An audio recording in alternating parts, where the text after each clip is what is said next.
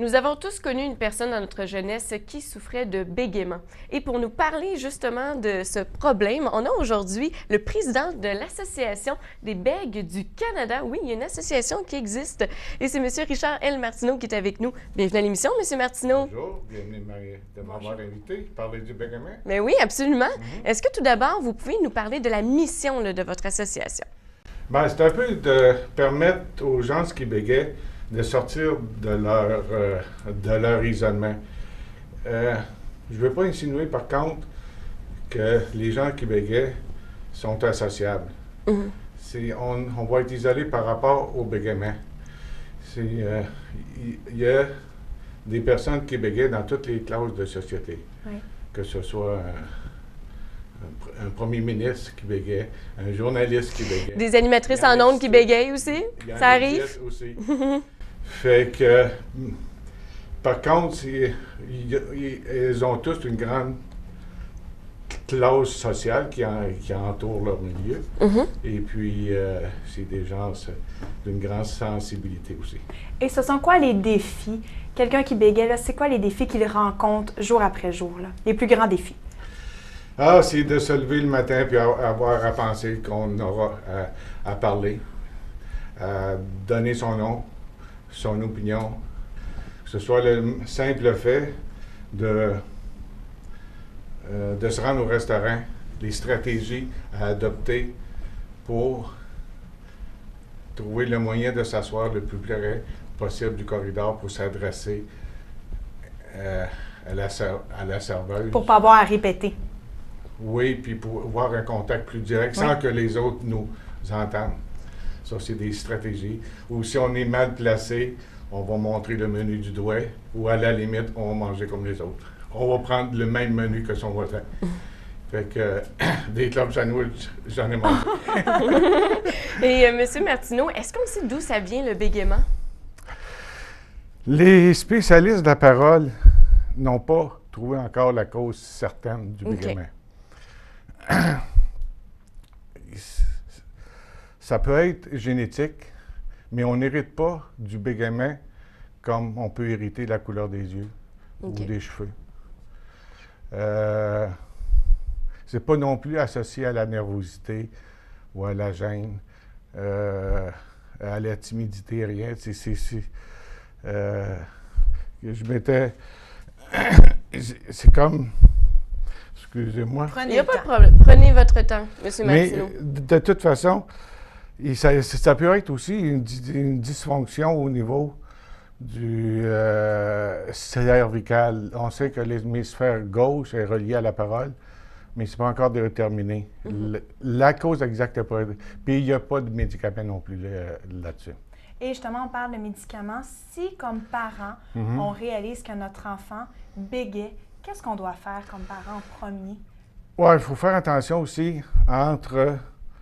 Tous les enfants vont bégayer à certains âges, soit par malhabilité, moins habile verbalement.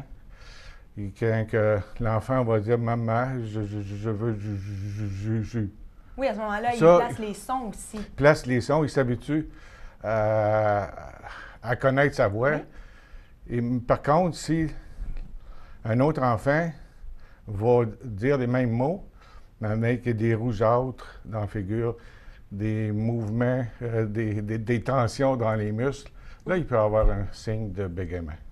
Là, c'est mieux de consulter. Plus on consulte jeune, une thérapie, en orthophonie ou autre, meilleures sont les chances. Moins grandes sont les expériences passées. Et parlons justement des thérapies. Quels sont les exercices qu'on peut faire pour surmonter le bégaiement? Combien de fois que je me suis fait dire « parler moins vite ». Ah! Mais c'est vrai que ça fonctionne, c'est vrai. Oui, mais comment? Oui. C'est facile de parler à un rythme plus lent pour s'exprimer. Mais ça s'apprend. Avoir des consonnes légers, des contacts légers. Exemple, quand on dit les mots « les pommes sont tombées », il faut être conscient que quand on dit le mot « pomme », c'est deux lèvres qui sont collées ensemble. tomber, c'est la langue qui touche en arrière des dents. Le T. Fait que l'idée, c'est de se faire un coussin imaginaire. Les pommes sont tombées. Puis on rapetisse de plus en plus le coussin, qui fait que les pommes sont tombées. Oui, il y a plusieurs justement trucs que les orthophonistes donnent pour bien placer la langue, les lèvres. Oui, mais ça, c'est du travail, Oui. c'est de l'exercice.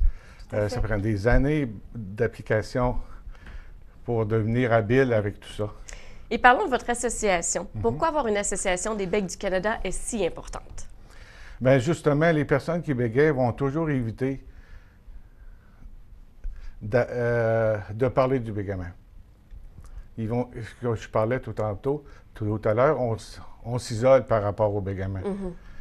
Fait que, en s'identifiant, ça te permet d'admettre qu'on a un problème de bégaiement. On ne peut pas corriger une situation si on refuse de l'admettre ou si on le nie intérieurement. Oui, on sait qu'on bégaye, mais à la fois, quand une personne bègue, va parler à son miroir, ne bégayera jamais.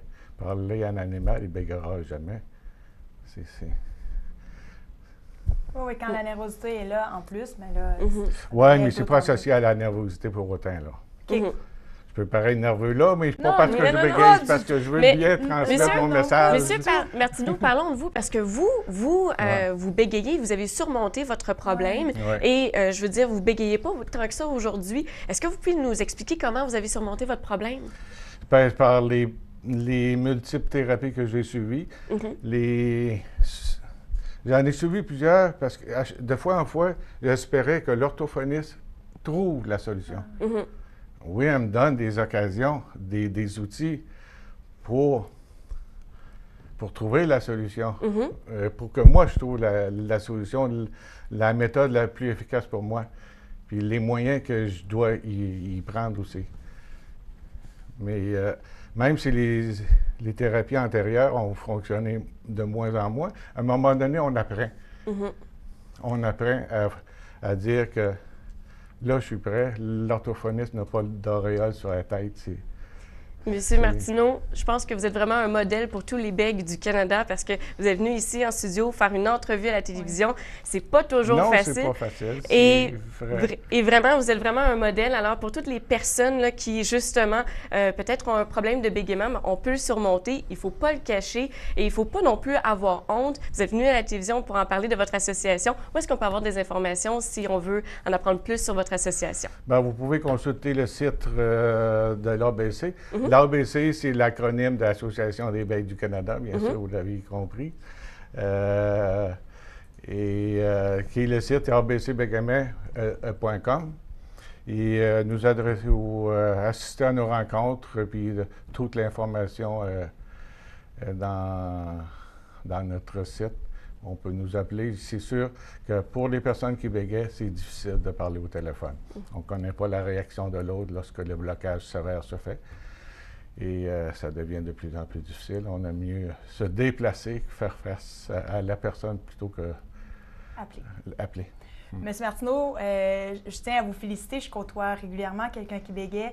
Et honnêtement, je sais que pour vous, ça a demandé du courage. Et vraiment, donc, félicitations, bravo. Et bravo, Sandra. Monsieur Martineau est à l'association depuis 1985, depuis le tout début. Depuis le tout début, 2-3 mois après l'ouverture ou la fondation.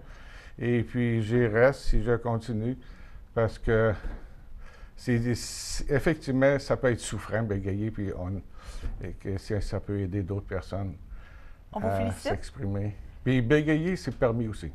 Oui, c'est vrai. Donc, tout à fait, c'est bien de le rappeler. Alors, M. Martineau, merci. Et on vous souhaite encore plein d'années vous faites partie des meubles à l'association. Alors, on vous souhaite de rester à l'association et beaucoup de... Donc, comment je pourrais dire ça? Je vous souhaite en fait de continuer dans la voie que vous êtes. Vraiment, c'est un peu personnel, mais je tiens à vous féliciter. Voilà. Merci, ça fait plaisir. Alors, Sandra, nous, au retour de la pause, on revient avec des dossiers de personnes qui sont toujours portées disparues.